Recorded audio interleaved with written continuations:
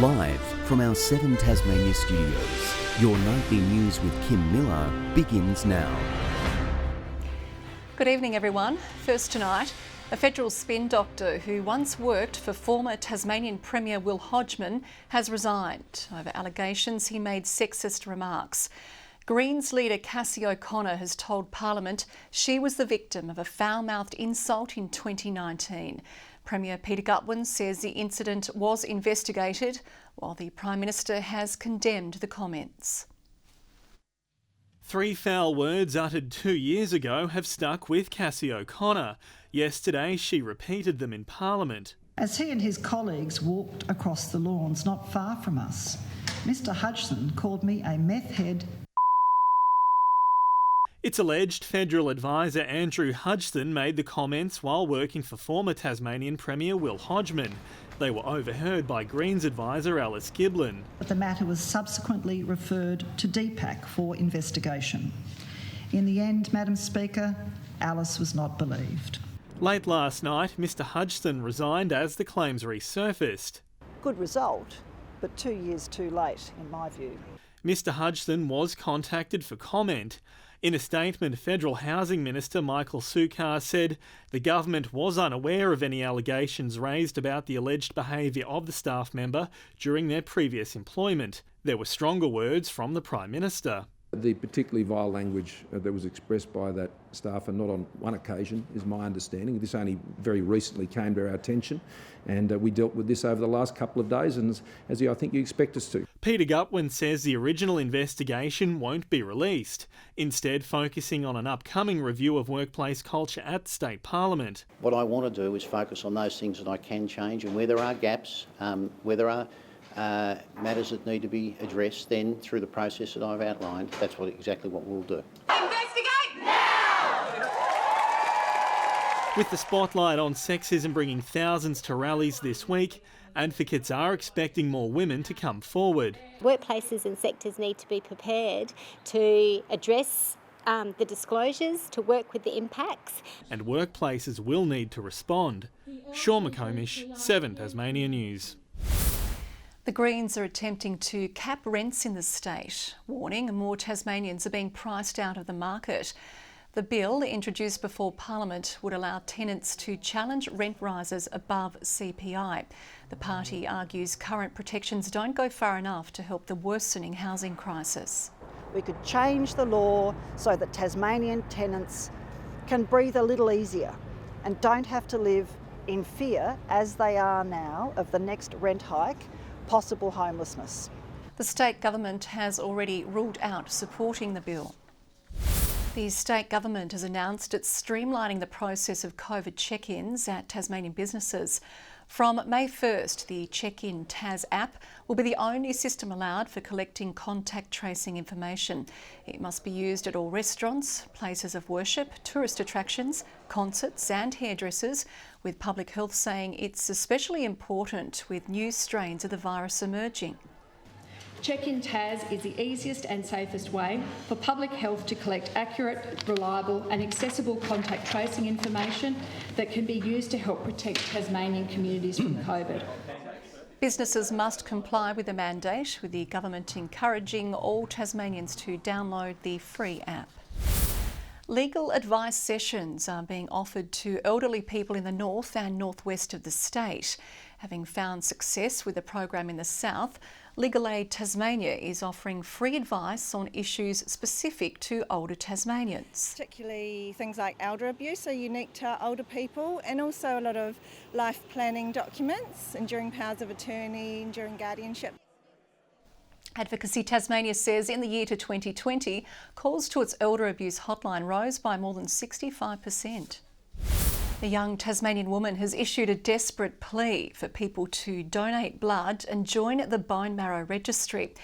20-year-old Lauren Anderson has a life-threatening condition, and this is her last chance to find a donor for a transplant before May.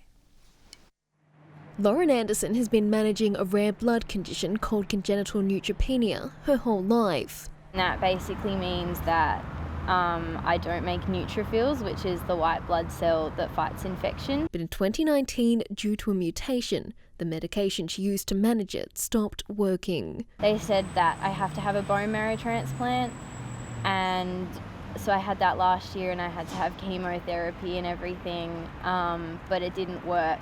So now I have to have another bone marrow transplant this year. The donation had to be frozen when it was transported from the US.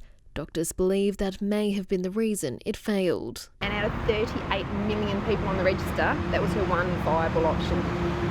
So we want to try and find her some fresh bone marrow in Australia. She's booked in for a second transplant in May and is desperately trying to find a new donor before then. If she does not get this, she will die. That's as blunt as it gets. Friends have started a campaign called Life for Lauren, alongside a GoFundMe page to help pay for her expenses while she undergoes treatment. It's a simple message: book an appointment and donate blood. You do need to be aged between 18 and 35, and all you have to do when you check in for your appointment is let the staff at Lifeblood know that you want to go on the bone marrow registry. And we're really going for those people who've always said, yeah, I might donate blood one day, or I haven't donated blood for ages. Do it now. We don't have time to wait. And if you're not Lauren's miracle, you may be someone else's. A final chance for a 20-year-old with so much more life to live. Meg Sydes, 7 Tasmania News. It's an incurable disease that 1 in 9 women suffer from worldwide but rarely speak about. But a young Tasmanian filmmaker is hoping to create more awareness of endometriosis.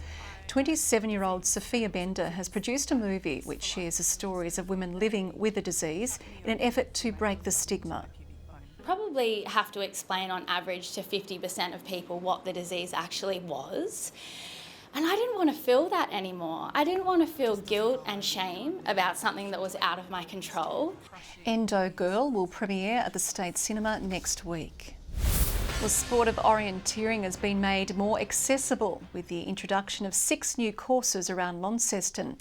With the tracks in popular locations around the city and utilising technology, local clubs are hoping they will see an increase in participation. Marty Howe took 30 of his students on an orienteering trial day. So where's north? That way. It was so popular, a third of them now attend events at the local club. Yeah, a lot of them that I ask, they basically say just about getting out and having a run and getting out into nature. It's a varying sport. It's all over the place. Young orienteerers now have 6 new courses around Launceston to test their navigation, with clubs hoping it makes the activity more accessible. The sport, one that tests the body and the mind. It challenges your brain, so when you run, your brain switches off, but with orienteering, it's brain training as well. Maps can be downloaded from Orienteering Tasmania's website, while there's an app called iOrienteering which you use to scan the QR codes at each checkpoint before running on to the next one. Just make sure you've brought your running shoes. The traditional method of punching cards is also available. I think it's very exciting. I think it's something that people will take on board, and they want to do it as individuals or as a family. And I can see people as groups together coming out and getting to different locations. The new courses found at Riverbend Park, Heritage Forest, Punch Bowl and Royal Park. They're really aimed at everybody. So we've got easy courses that start at about 1.5 kilometres, right out to harder courses that are 4.2 kilometres long. Now there's no shortage of spaces around the city to get lost in and find your way out of. Josh Duggan, 7 Tasmania News. A surge in clothing donations throughout the pandemic has forced one Tasmanian op shop to offload excess clothes at bargain prices. The Moona City Mission is bringing back its Fill a Bag for $5 campaign ahead of the winter months. It enables us to save the items from going to landfill, which is incredibly important to us as an organisation, and enable everyone to have access to fashion of all descriptions. The money raised will help support the charity's local community programs. Hospitality students have spent the day learning cooking tips from around the world as part of annual Harmony Week celebrations. Clarence High School has teamed up with the Migrant Resource Centre in a sharing of cultures and recipes. The day included a special visit from Malaysian chef Mrs. Chia, who's handing down her authentic cooking secrets. This is part of breaking down that barrier and helping get people into the community and having these connections and sharing lunch together and sharing food from other cultures is such a wonderful way for getting people together. For me, it's everything. Authentic, real learning, meeting the community, doing things that are real, not just, studying it on a piece of paper on a computer. The day also aimed at connecting older people to their communities, including local school students. Tasmania has dropped to second place on the Marsh One Day Cup ladder after a David Warner century propelled New South Wales to a 3-wicket win. After a 138-run opening stand with the bat, the Tigers collapsed, losing 6 for 40. The big match started with a bold call. New South Wales captain Pat Cummins sending Tasmania into bat, a decision he was no doubt beginning to rue at none for 78. Well, that's expansive from Jewel, like he was saying, and there's no one out there. Jewel blasted past 50 in style. His ally McDermott soon followed. Jewel 50s for the Tasmanian openers. But how the game of cricket can turn on its head. 1 wicket brought 2, 2 brought 3. By the time Tom Andrews departed, the Tigers had lost 6 batsmen in the space of 40 runs. And the Tigers, after getting off to a flyer, have absolutely fallen in a hole. A total of 260, disappointing but defendable. But 2 dropped catches in 5 balls had the captain on his haunches. Upishly. And I reckon that's probably carried as well. Especially as David Warner flourished at the crease. Reverse sweep over the top. Peter Siddle couldn't get anywhere near that. The Brains Trust searched for answers, though the onslaught only left them with more questions. 2 wickets gave them hope, but Warner's journey past 3 figures all but ended the optimism. Yeah, that was all class there today by David Warner. Seen some really good cricket shots. The Tigers' next match is a must-win for any chance of a finals berth. To soccer, and Devonport, Launceston and Taroona will all make their debut this weekend in the expanded Women's Super League. They're among 15 men's and women's top-flight teams to kick off round 1. We're really pleased that we have a genuine statewide footprint for both competitions. North West Coast, the North and the South of the state represented. Football Tasmania says a decision on whether Launceston will become a host city for the 2023 Women's World Cup is only days away. Good evening. Hobart reached a high of 24 today, Launceston 22, 21 across Burnie and Devonport. 25 was the state's top today across Bushy Park and Ouse, Smithton 22 and 20 at St Helens. On the close-up shows low cloud across the north and east of the state. Further out, extensive low cloud is seen over the eastern states with high-level cloud over most of New South Wales. Tomorrow shows a trough over inland Queensland with more troughs by the western east coasts of the mainland. Easterly winds tomorrow 15 to 25 knots through Bass Strait, swells up to 3 metres in the west and south and below 1 metre in the north. Tomorrow's forecast now sunny across Hobart and Campania, Huonville 25. In the north, Launceston partly cloudy 23 across Devonport and Georgetown. Burnie tomorrow 22, mostly sunny about Strawn and Wynyard. St Helens expecting a light shower or 2, Swansea 22 and mostly sunny at Port Arthur. The UV forecast is high 6s across the state. Looking ahead to the 3-day forecast, Saturday fine apart from light showers about the northeast. Sunday showers about the northeast, fine elsewhere. And Monday, showers in the northeast developing across the north during the day. Capital cities are very hot, 38 in Perth tomorrow, Melbourne partly cloudy and Sydney expecting showers.